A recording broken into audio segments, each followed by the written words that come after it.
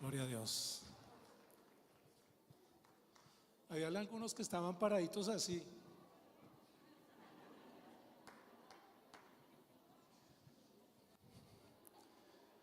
Gloria a Dios. Qué bueno es el Señor habernos dado ese grupo tan hermoso de niños. Amén. Es una bendición. Gracias, hermanos, gracias. Los había extrañado. Llevaba más de un mes sin predicar. Creo que para la iglesia no fue un secreto que estuve un poco enfermo, pero aquí estamos otra vez, en el frente de batalla. Y quisiera cerrar este ciclo de 2 meses en donde hablamos de constructores del reino, de lo cual esperamos que cada uno de ustedes haya insertado en su corazón el ser un constructor del reino, porque vamos a seguir utilizando esa misma narrativa por el resto de nuestros días. ¿Cuántos constructores del reino hay aquí? Bueno, como 4, como 10 más o menos, ¿no? Está bien, poco a poco lo vamos a ir metiendo en el tema.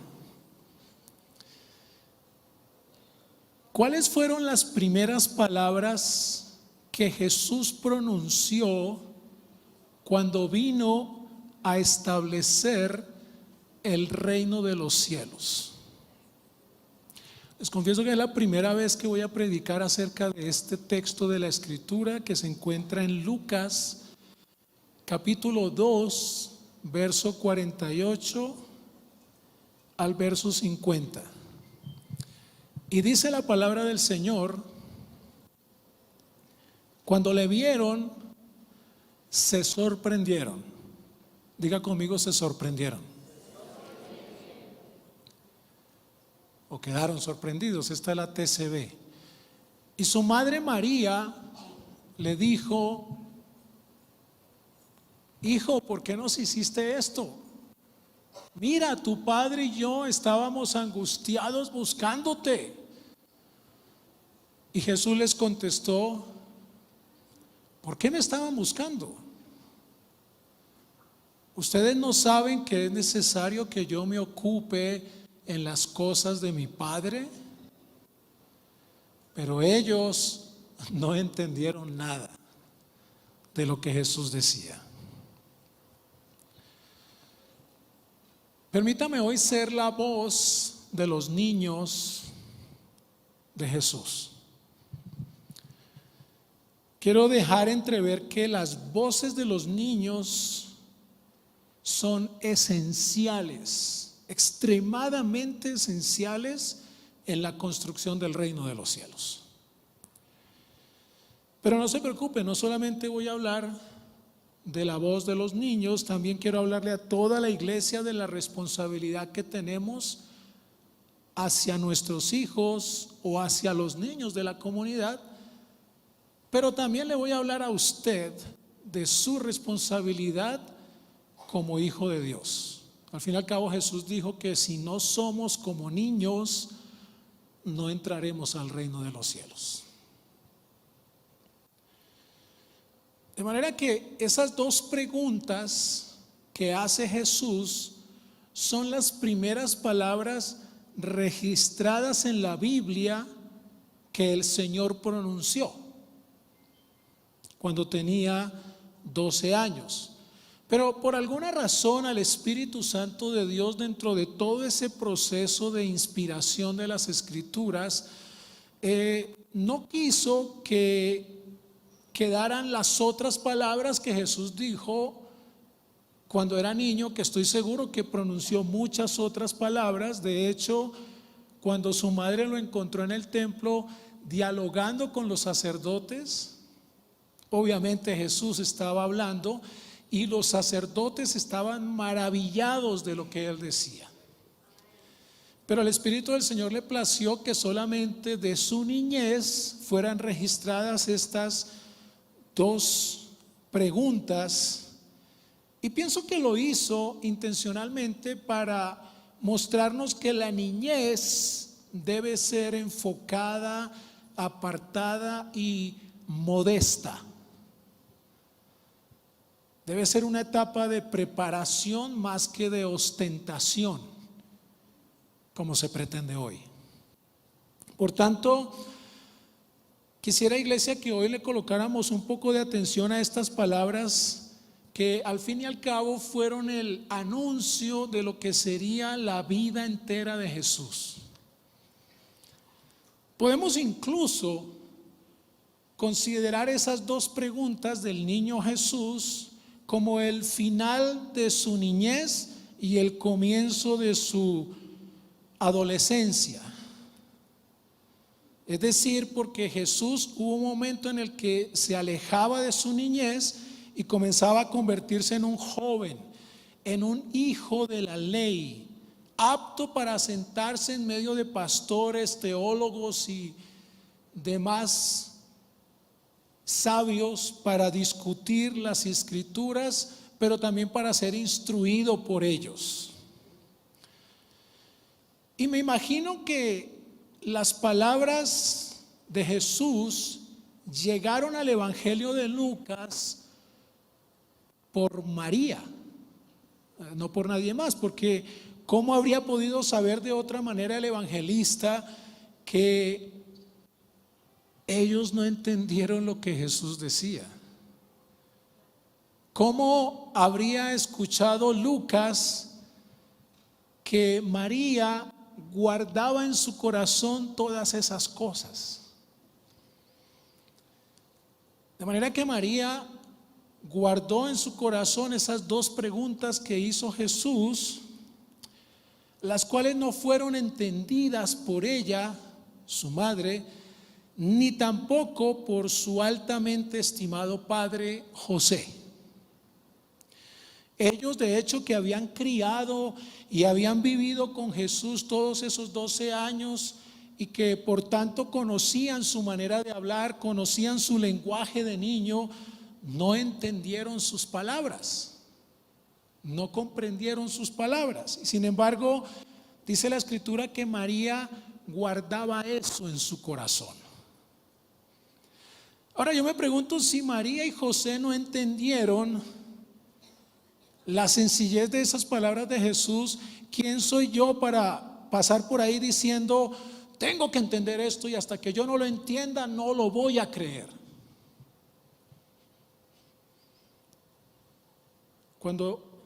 Cuando ustedes no puedan absorber algunas partes de la escritura porque no las entienden, no la rechacen. Si no lo entiendes, guárdala en tu corazón. Y si tienes oportunidad de volver a estudiar lo que no entendiste, hazlo nuevamente. De hecho, así son los niños. Los niños, cuando algo no lo entienden, comienzan a hacer preguntas y duran todo el día preguntando. Le preguntan al tío, le preguntan al abuelo, le vuelven a hacer la misma pregunta a los padres y todo el día te preguntan lo mismo y se quedan pensando en eso. María le dijo, ¿por qué nos has hecho esto? Tu padre y yo te hemos buscado con angustia. Y Jesús responde con esas dos preguntas que fácilmente pudiéramos llamar las profecías de su carácter, de Jesús y el programa de su vida. Así que quisiera hoy hablarles de la percepción de ese niño de 12 años. Y quiero comenzar diciendo que Jesús, el niño de 12 años, percibía de manera sumamente clara su altísima relación con Dios.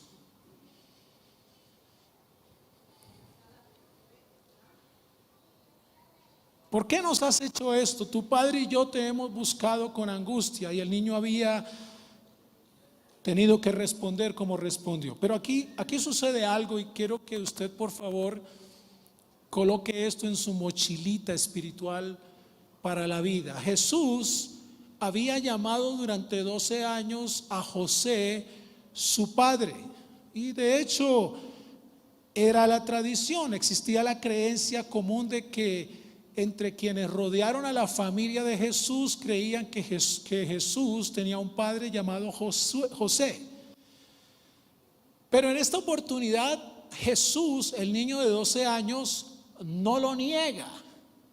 Y sin embargo mira sobre la cabeza de José e incluso trae a la mente de su madre María a otro padre más alto.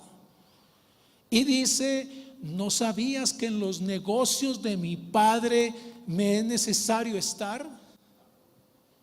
Y casi que puedo percibir que José estaba allí parado escuchando al niño y por eso no entendía.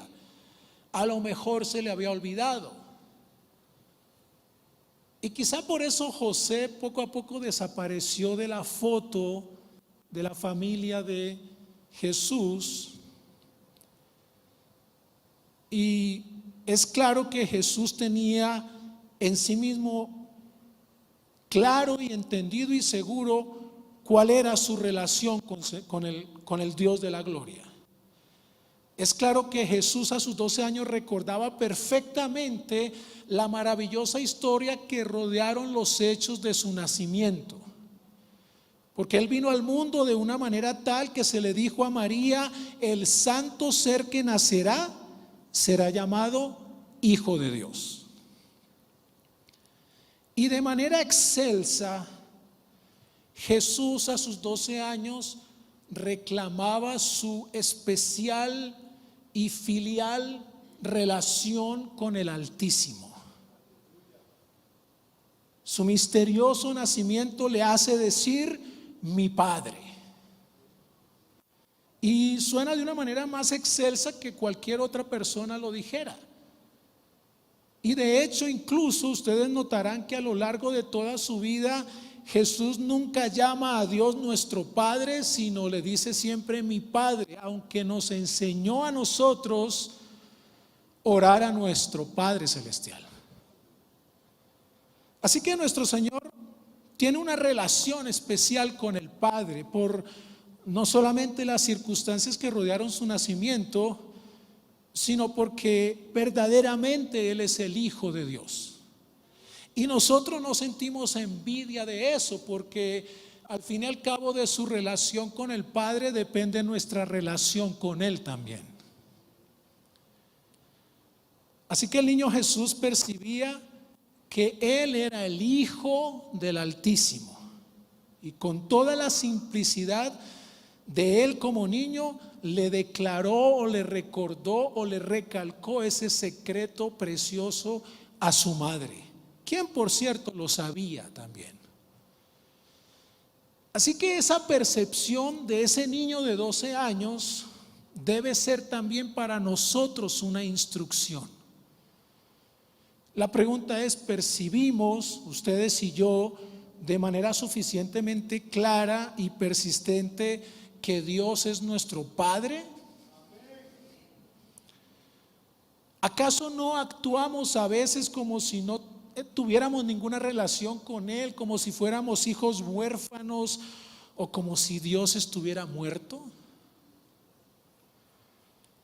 Y la gran pregunta aquí es: ¿perciben tus hijos, tus nietos, tus sobrinos, perciben ellos, los niños, tu excelsa relación con el Dios Altísimo?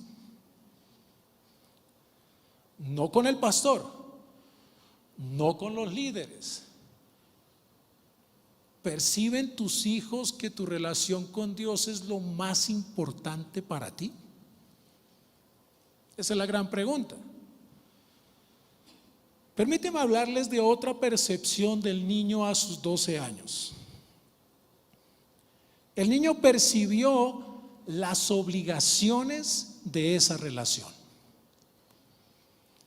¿No sabías que en los negocios de mi padre me es necesario estar? Y les pido que por favor escriban con letra mayúscula y negrilla, si es necesario, esa frase: me es necesario. Es la primera vez que aparece ese me es necesario en la Escritura y que influyó en la vida de Jesús durante toda su vida y su ministerio. Lo encontramos que también se escribió que le era necesario pasar por Samaria. Encontramos que él mismo dijo: es necesario que anuncie el evangelio del reino de Dios. Y también le dijo a Zaqueo: es necesario que yo pose hoy en tu casa. Y en otra parte dice: me es necesario hacer las obras del que me envió. Y en otra parte dice: es necesario que el Hijo del Hombre padezca muchas cosas y sea desechado por los ancianos. Y no para allí, es necesario que el Hijo del Hombre sea levantado. Fue necesario que el Cristo padeciese. Así que él, como hijo, por lo que padeció, aprendió la obediencia. Así que el primogénito de Dios debía entender todo lo que exigía el ser o el tener la condición del Hijo del Altísimo. Nada le fue facilitado, nada. Dice la Biblia que no escatimó el ser igual a Dios como algo a lo cual apegarse, sino que se despojó de sí mismo y vino, y siendo hombre, tomando forma de siervo, se humilló a sí mismo, haciéndose obediente hasta la muerte, y no cualquier muerte, la muerte de cruz. Y era necesario que pasara por todo ese proceso. Ahora quiero ser práctico en todo lo que diga hoy y me pregunto otra vez: ¿sentimos ustedes y yo la importancia de ese es necesario en nuestra vida espiritual, en su exacta dimensión? Entendemos que es necesario que a veces padezcamos para que aprendamos a amar más al Señor. Entendemos esa impuesta necesidad de servir a nuestro Padre Celestial, lo cual no es opcional. ¿Sentimos alguna vez hambre y sed de Él de tal manera que nos es necesario acercarnos ante el altar, nos es necesario asistir a su casa? Sentimos que es necesario acercarnos a sus pies y hablar con Él y oír su voz y contemplarle de corazón a corazón. ¿Sentimos esa necesidad? Es lo que me pregunto yo.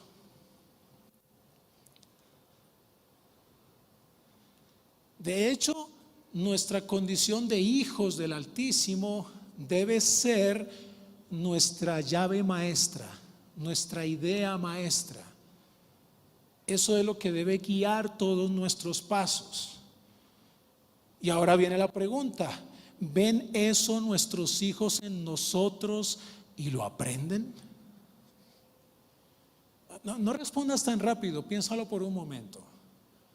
¿Qué es lo que ve nuestros hijos en nosotros respecto de dimensionar la idea, esa percepción de que es necesario ir a la iglesia, de que es necesario ir a la escuela dominical, de que es necesario escuchar la palabra, de que es necesario orar al Dios Altísimo? ¿Ven eso nuestros hijos? Porque si no lo ven, entonces no lo están aprendiendo.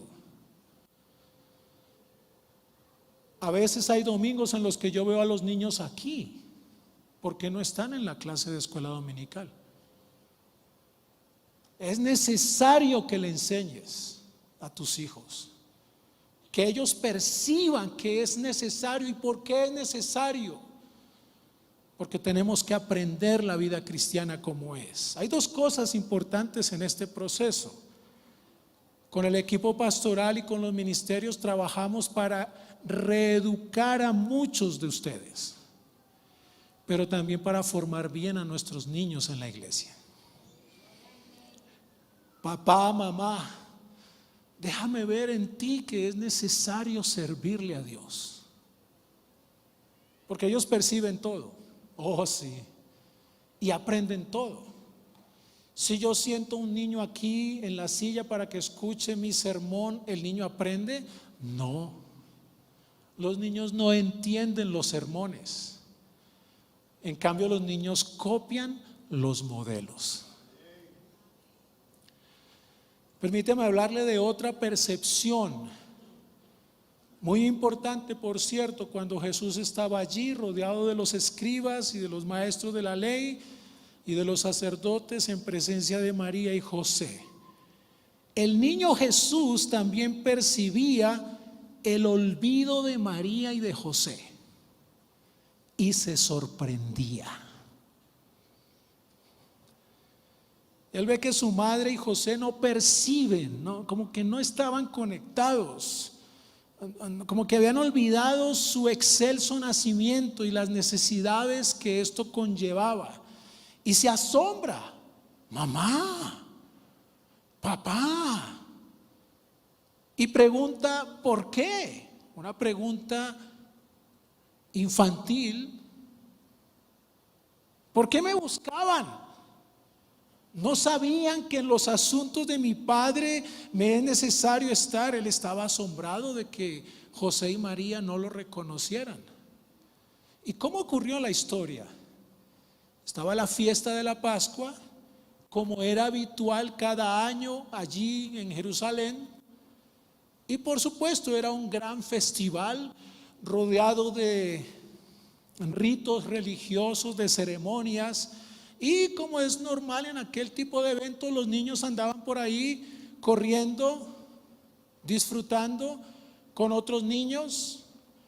Y terminó el festival y ellos se montaron a su, la Biblia lo llama compañía, pongámoslo en términos un poco más nuestros, se montaron a su auto, cualquier parecido con Mi Pobre Angelito 2, y a mamá se le olvidó, asumiendo que él estaba ahí, se le olvidó y se fue el vehículo, y después de un día y medio se dio cuenta que el niño no estaba allí. Algunas se ríen como con culpabilidad. Tuvieron que regresar a Jerusalén, y después de 3 días de estar perdido este niño, lo encontraron en el templo hablando y dialogando con todos los maestros de la ley y los sacerdotes. Y viene María, la cual en otro texto dice, y volviendo en sí, dice que vino donde Jesús. Y ¿cómo hubiera sido eso? Hijo, ¿por qué nos hiciste esto? Mira, tu padre y yo estábamos angustiados. ¿Dónde estabas? Y Jesús se sorprendió.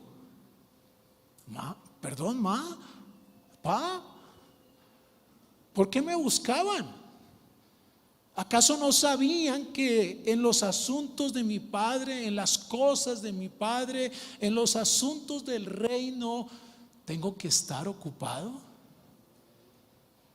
Está asombrado de que ellos no reconozcan su condición de hijo del Altísimo. Está asombrado de que no perciban que Dios era su padre, es su padre. María, ¿acaso no recuerda las palabras del ángel en la anunciación? ¿No recuerdas cuando sentiste en tu corazón que ese hijo era un regalo de Dios para ti, pero también un hijo de la profecía que iba a ser dado para salvar al mundo? ¿Se te olvidó eso, María? ¿Acaso no sabía cómo había nacido él? ¿Se le olvidó después de 12 años? ¿No recordaba su misteriosa relación con Dios? Por supuesto que sí, María lo recordaba. Y yo te pregunto hoy, mamá, papá, abuelos, ¿acaso no lo recuerdas? Ese sentimiento de esperanza cuando supiste que estabas embarazada, cuando la pareja supo que estaban embarazados, se les olvidó la alegría, los pensamientos eternos de saber que ibas a tener un hijo, que era un regalo de Dios. ¿Se te olvidó acaso eso? ¿Olvidaste acaso que ese hijo le pertenece a Dios antes que a ti? José, ¿acaso olvidaste esa hermosa sensación que sentimos los padres cuando en nuestro corazón sabemos que tenemos un hijo y que probablemente se va a parecer más a nosotros que a la mamá? ¿No percibías ese regalo precioso del Señor? ¿Se te olvidó? ¿Tan fácil olvidaste todo lo que eso implicaba? Pero déjeme decirle, María era una mujer que había criado a ese niño y lo había educado. Pero algo sucedió en un momento de angustia que se le olvidó quién era Jesús.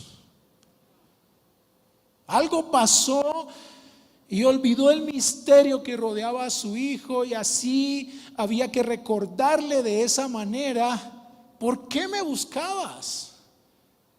¿Olvidaste que tengo que estar en los asuntos de mi Padre? Oh, iglesia, ¿olvidaste que los niños deben estar en el templo, en los negocios de su Padre?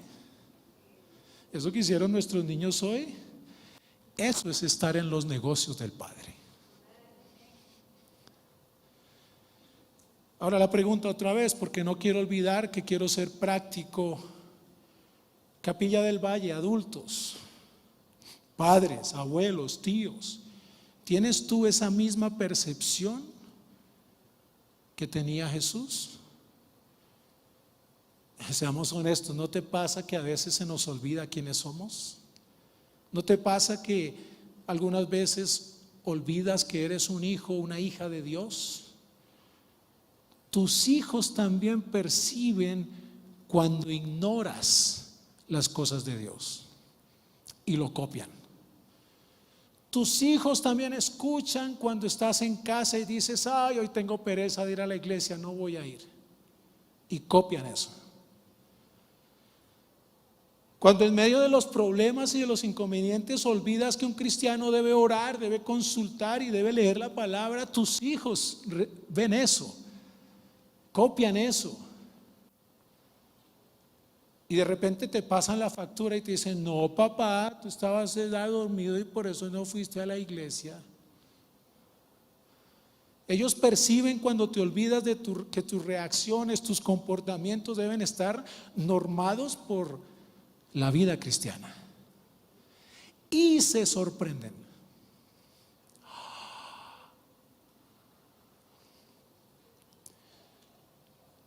Permíteme hablarle de otra percepción del niño Jesús de 12 años. El niño Jesús comenzaba a percibir que él mismo personalmente tenía que realizar una obra. Esos pequeñitos que viste aquí, no sabemos Dios qué va a hacer con ellos en el futuro. ¿No sabías que en los negocios de mi Padre me es necesario estar? Iglesia, escúchalo con claridad, lo voy a decir abiertamente, sin filtro.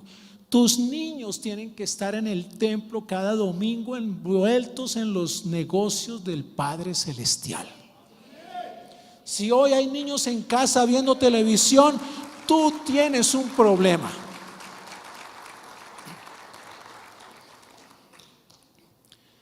Él había estado callado durante 12 años, pero ahora la sombra de la cruz comenzaba a caer sobre él a esa temprana edad.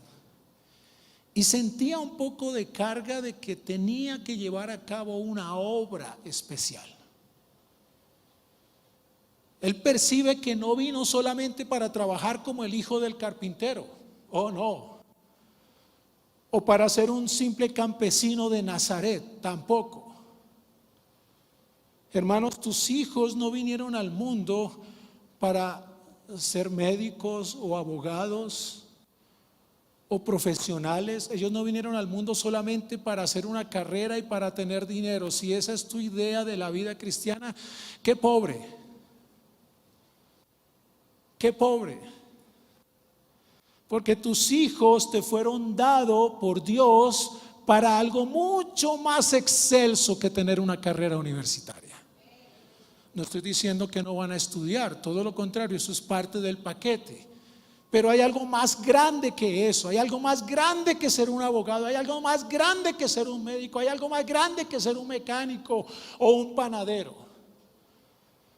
Jesús vino a vindicar el honor de Dios aquí en la tierra. Tus hijos han nacido para vindicar el nombre del Señor aquí en la tierra. Jesús vino para redimir a su pueblo, para salvarlo de sus pecados, para guiar a ese ejército de seres lavados con la sangre del Cordero y llevarlos al trono grandioso de nuestro Padre Celestial. Y Él declara que tiene una ocupación más elevada de lo que María y José pudieran entender. Asimismo tus hijos. Enséñale a tus hijos que hay algo más importante que trabajar por dinero o que tener una carrera. Hay algo más importante que eso. Y por favor no me vayan a malinterpretar. Ay, el pastor dice que no hay que estudiar. Yo no estoy diciendo eso. Estoy diciendo es que debes inculcarle a tus hijos que hay algo más importante que hacer lo que todos hacen. Y es alabar y adorar el nombre de Jesucristo.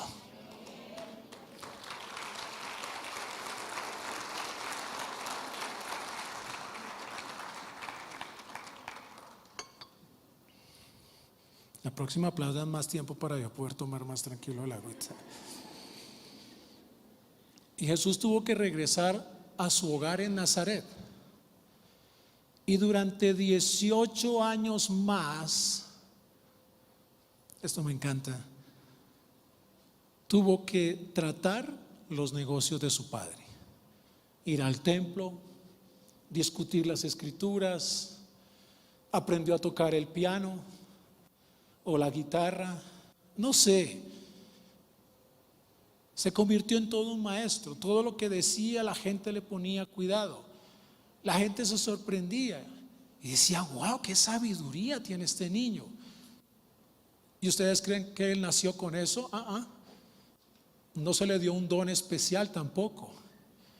Él tuvo que dedicar 18 años después de su primera aparición a los 12 años para, antes de cumplir sus 30 años, desarrollar un ministerio durante 3 años. Es decir, si lo quieres ver de otra manera, duró 30 años de preparación para desarrollar un ministerio durante solo 3 años. ¿Y qué ministerio? Hasta donde yo tengo entendido, desde la lectura que acabamos de hacer, durante ese tiempo Jesús permanece sin hacer nada que tuviera un carácter de ministerio público. Estaba él en anonimato. Nadie sabía que él estaba allí. Seguía siendo el hijo del carpintero, porque él tenía que dedicarse a los negocios de su padre en el secreto de su padre, de tal manera que cuando saliera de ese secreto pudiera decirle algún día a sus discípulos: todas las cosas que oí de mi padre os las he dado a conocer. Pero eso no es como hoy día, que llegan a la iglesia y ya quieren predicar aquí al frente. Él tenía que enseñar una lección inmensa, la lección más importante de la historia de la humanidad. Por tanto, debía sentarse, escuchar, discutir, orar, ayunar, formarse. Tenía que pasar esos 18 años aprendiendo plenamente lo que el Padre quería colocar en él. Y Dios tenía que abrirle los oídos y despertarlo cada mañana para que oiga como cualquier otro aprendiz, para que posteriormente pudiera salir y discutir con los maestros, con los apóstoles, con los evangelistas y hablar con la autoridad que lo caracterizó siempre. Déjeme regresar nuevamente al nivel práctico de esto. Carol, voy a ir al nivel práctico de esto. Tus hijos deben venir a la iglesia. Y yo se lo dije anteriormente, pero quiero asegurarme que no se te olvide esto. Tus hijos deben venir a la iglesia.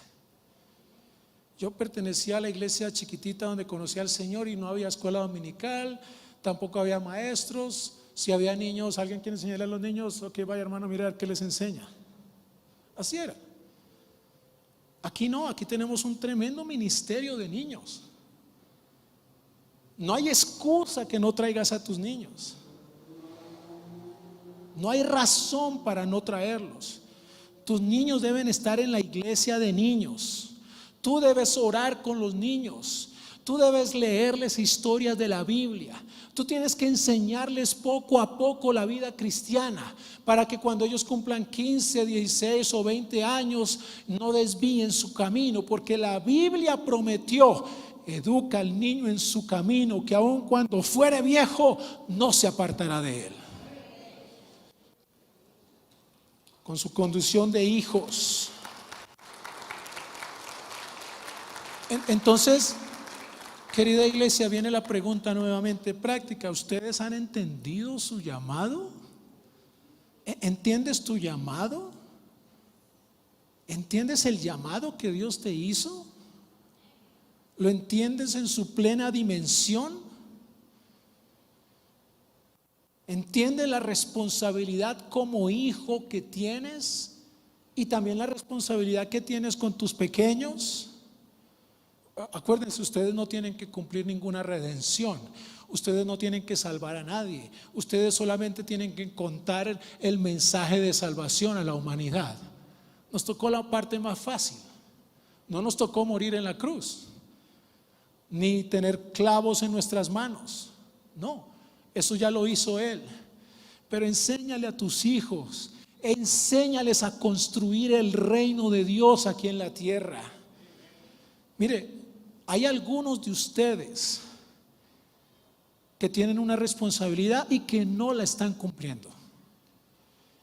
Y hay gente en el mundo que nunca recibirán el mensaje del evangelio a menos que sea a través de ustedes y de sus hijos. Es decir, que hay gente que se va a perder en el infierno porque tú no hiciste tu trabajo con tus hijos. ¿Me comprenden? Está establecido que de los labios de ustedes y de sus hijos alguien escuche el mensaje de salvación. Quizá la primera vez que escuchas esto, qué bueno, ahora lo sabes y eres más responsable delante de Dios. Está ordenado por un decreto divino que por medio de la intervención de ustedes, ellos serán llevados al reino de los cielos. Quiero agradecerle inmensamente a Jairito y a su esposa. A ver, ¿está por ahí? ¿Sí? Tremendos. En mi tiempo de enfermedad ayudaron un montón. Igual a Carlita. Han sido un bálsamo para mi vida. Pero me encanta porque en medio de su trabajo oran por las personas. Bendicen a la gente. Escuchan el corazón y saben el mensaje que tienen que dar. Si tú sabes hacer uñas, hazla, pero predica el evangelio. Pastor, no sea fanático. La Biblia dice que prediques a tiempo y fuera de tiempo. Redarguye, reprende, exhorta, haz obra de evangelista. Cumple tu ministerio, dice la Escritura. El tiempo de que ustedes y yo, que tal vez hemos llegado a los 30, yo sé, déjenme, ya voy para allá. O a los 40, o a los 50.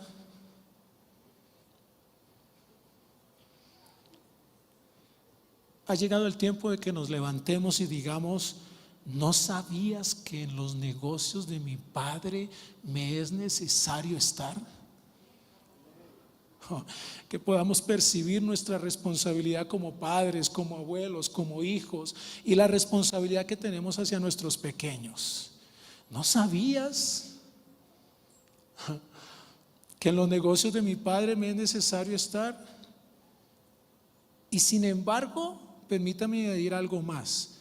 Sabemos que ese niño de 12 años no estaría en la casa de su padre como un holgazán, como un perezoso. Jesús definitivamente se aseguraría de ir al templo y ser uno de los obreros del templo. Jesús jamás sería un perezoso aquí, estaría trabajando. Si le dieran la oportunidad, no solo predicaría, sino sería ujier, sería músico, al menos cogería una pandereta, estaría por ahí entre ustedes orando y colocando sus manos, porque Jesús nunca ha sido un perezoso. Mi Padre hasta ahora trabaja y yo también, dice el Señor. Pero la casa de nuestro Padre, esta casa, es una casa de negocios.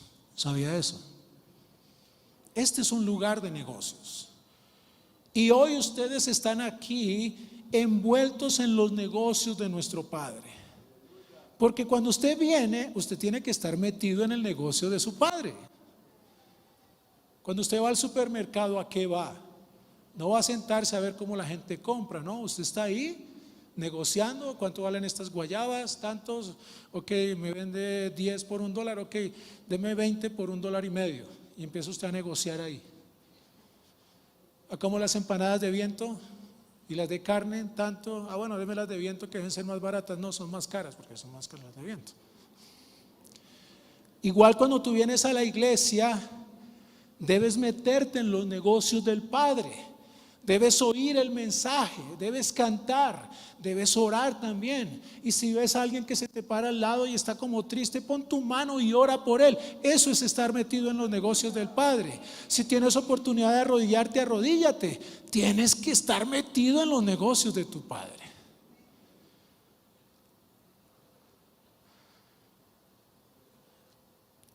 ¿En qué estaba ocupado Jesús? Él pasaba el tiempo aprendiendo, preguntando, fue en medio de los maestros para aprender un poco más, porque es importante sentarse y aprender. ¿Sabían eso? Es importante lo que ustedes están haciendo hoy, porque los espíritus fogosos, esos que llegan a la iglesia y de pronto dicen: pastor, quiero servir en un ministerio, ya. ¿Cuánto tiempo llevas en la iglesia? 1 semana, pastor, pero estoy tan emocionado, pastor. Los espíritus fogosos piensan que no están sirviendo a Dios cuando están aprendiendo. Y resulta que aprender es parte del proceso. ¿Acaso María no fue más exaltada que Marta, que estaba abrumada con las tareas de la casa? Incluso estando atareada con tantas cosas, le incomodó que Marta estuviera ahí sentadota escuchando nada más, e involucró al maestro en su estrés y en su: Señor, ¿no te da nada que mi hermana no me ayude? A veces queremos envolver al Señor en nuestros afanes. ¿No te da nada que mi hermana no me colabore? Y el Señor le dice: no, ella escogió la mejor parte. ¿Cuál es la mejor parte? Sentarse a escuchar. Y de cierto te digo que no le será quitada. Pero alguien dirá: bueno, uno no puede estar todo el tiempo oyendo sermones. Yo sé que ustedes no están todo el tiempo oyendo sermones. Alguien dirá: tenemos que ponernos a trabajar de inmediato. De hecho, deben trabajar. Después de haber aprendido hoy, tienen que ir a trabajar por el reino. Pero si todo el mundo comienza a enseñar, créanme que rápidamente van a aparecer un montón de herejías y cosas que no son convenientes. Así que es necesario que algunos de ustedes se calmen un poco y aprendan en qué realmente consiste el reino de Dios. Yo tengo algunas ovejas aquí, algunas ya no están aquí, que tienen ese ímpetu de ir y predicar, pero no tienen un sentido de pertenencia a la iglesia. Les falta dejarse moldear por el Señor, y entonces comienzan a predicar a otros y los van formando al modelo de ellos, los van formando mal.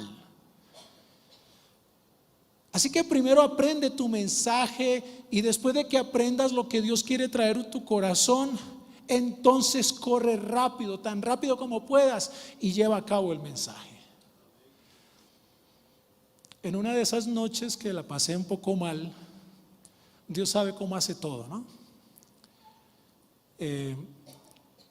Mi esposa estaba en Estados Unidos porque estaba ayudando a mi hijo en su proceso de recuperación, y de repente un jueves me enfermé y tuve 4 noches así, sudando frío, enfermo, muy mal.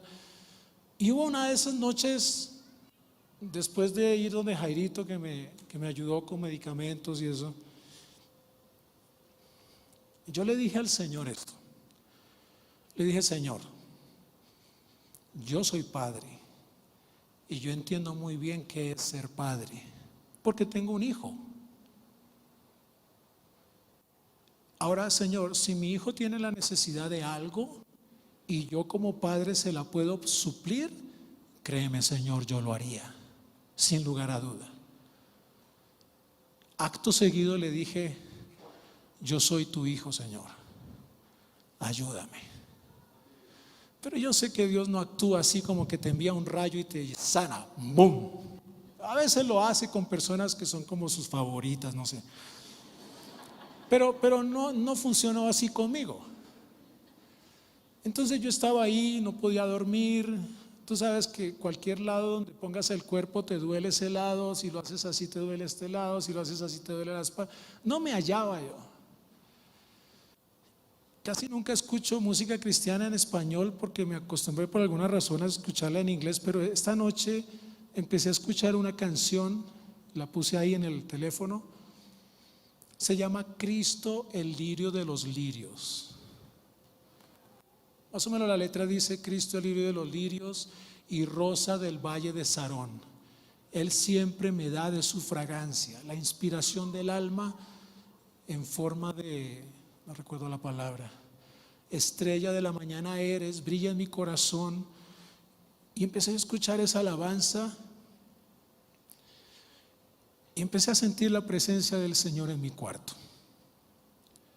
Pero Él empezó a traer a mi mente y a mi corazón textos de la Escritura. Por favor, no se pierda esto, porque el Señor me llamó y me dijo: ¿recuerdas a Pablo y Silas en la cárcel? ¿Qué hicieron? Cantaron. ¿Recuerdas a Jacob en el desierto, en medio de la oscuridad? ¿Qué hizo? Habló contigo. ¿Recuerdas a Jesús mismo cuando estaba en el Getsemaní, en angustia? ¿Qué hizo? Oró al Padre. Entonces, yo siento en mi corazón que el Señor me dice: habla mi palabra, habla mi idioma, habla lo que yo entiendo, háblame a mí, porque mi iglesia no me habla en los términos que yo entiendo. Mi iglesia no me adora, mi iglesia se adora a sí misma. Mi iglesia se canta a sí misma, pero se han olvidado que yo soy la razón de su adoración. Entonces yo le decía, no quería yo decir nada, porque cuando el Señor habla, mejor quédate callado. Incluso decir te amo es necio. Incluso decir aleluya es necio, porque cuando Él habla es mejor que escuches, porque es necesario que escuchemos. Y el Señor habla a mi corazón y me dice: yo te he traído al desierto porque quiero hablarte al corazón. Y el desierto en la Biblia tiene varios nombres. El valle de la decisión. El mismo profeta Jeremías dice: te llevaré al desierto y allí te seduciré y hablaré a tu corazón. Y es cierto, yo estoy envuelto en las labores del reino, del pastorado, del seminario. Tengo muchísimas cosas que hacer, pero es como si el Señor me hubiera dicho: hey, parquea el carro aquí, papito, porque quiero hablarte al corazón. ¿Cómo se dice? Orilla el vehículo. Pero no, Señor, tengo tanto que hacer. No importa, orilla el vehículo, porque quiero hablarte al corazón. No importa lo que tú hagas por Dios, lo que hagas por Dios no es tan importante como tu relación con Él.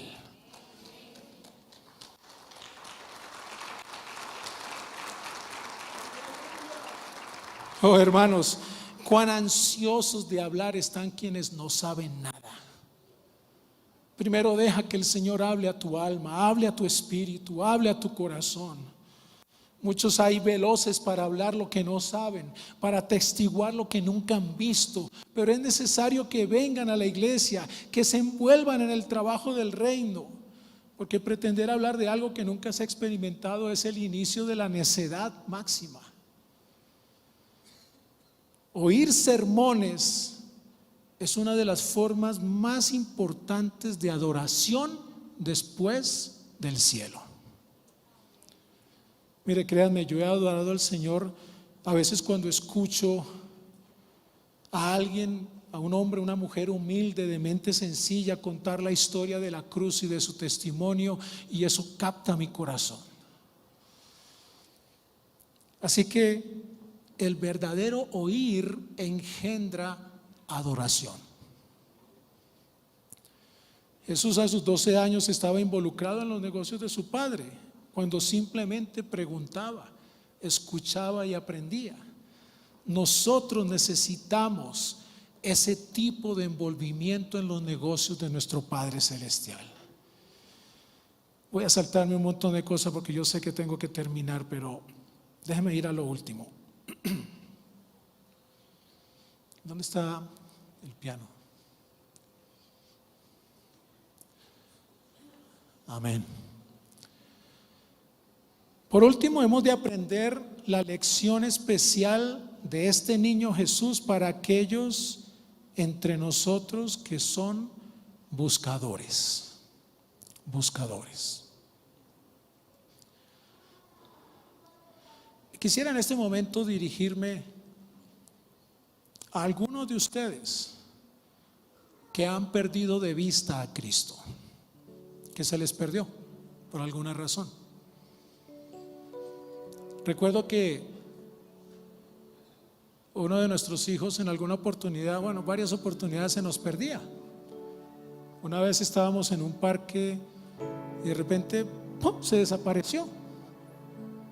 Y la gran duda y la gran pregunta nuestra es: ¿cuánto tiempo pasó entre el momento en que no lo vi más y el momento en que me di cuenta que no estaba? Y solo quienes somos padres nos angustiamos y todos esos pensamientos comienzan a pasar de un lado a otro. No lo voy a volver a ver, se me perdió mi pequeño, se me fue mi hijo. Y peor aún, cuando se te pierde a ti, papá.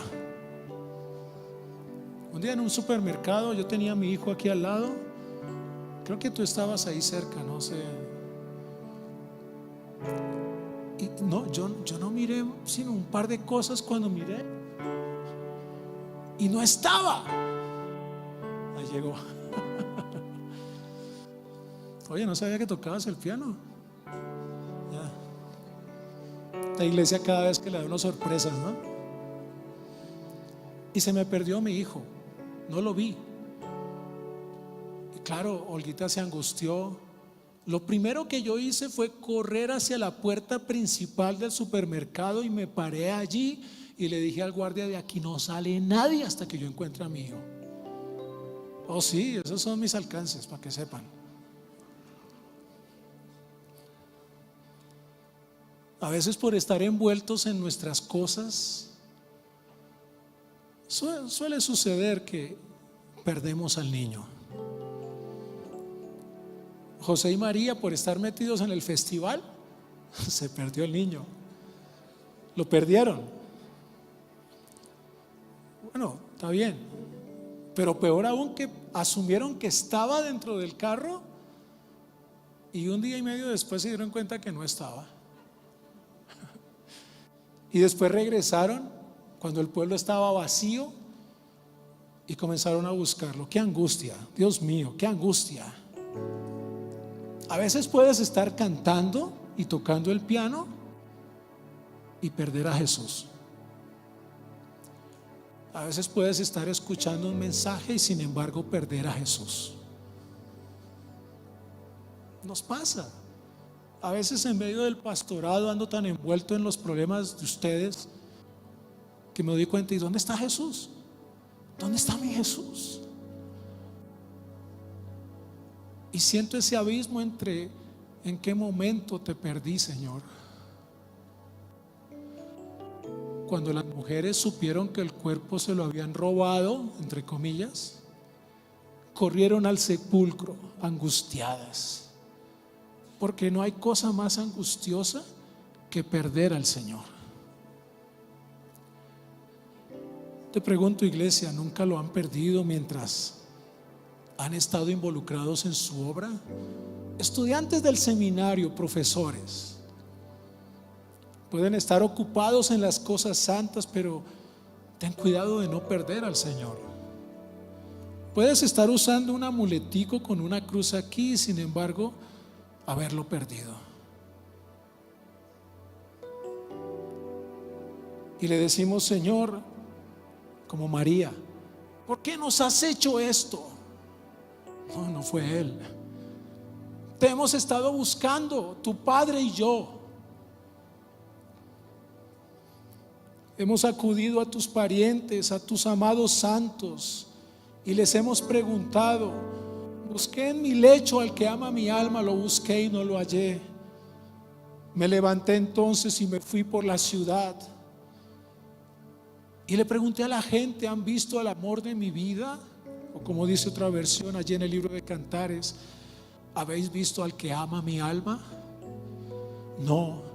Entonces seguí un poco caminando y me encontré con los guardas de la ciudad y les dije: ¿habéis visto al que ama mi alma? No. Apenas pasé un poco y en mi angustia encontré al que ama mi alma. ¿Y sabe qué dice el Cantar de los Cantares? Lo así y no lo dejé. ¿Por qué me buscabas? Responde el Señor: ¿acaso no sabes dónde estoy? Siempre estoy en la casa de mi Padre. ¿Quieres encontrarme? Siempre estoy en los negocios de mi Padre. Búscame allí, porque mi mayor deleite es estar en los negocios de mi Padre. Me encanta cómo la iglesia y su ministerio de acción social está creciendo, porque es ahí donde está el Señor, en la obra social, en el ayudar a otros, en el estar envuelto en la música, en la danza, que por cierto hoy extrañamos la danza, el ser maestro de los niños, de los jóvenes, de los adolescentes. Si estás sentadote esperando que el Señor aparezca, no va a pasar así. Búscalo. ¿Por qué me buscas? Si sabes que estoy siempre en la casa de mi Padre. ¿Quieres hallarme? Métete en los negocios de mi Padre. Y di como dijo Salomón: apenas pasé un poco, lo encontré y no lo dejé. Alguien aquí hoy necesita encontrarse con el Señor, o si me permiten la palabra, reencontrarse. En realidad no estás perdido, porque estás en su casa. Vamos, iglesia preciosa, ponte de pie un momento.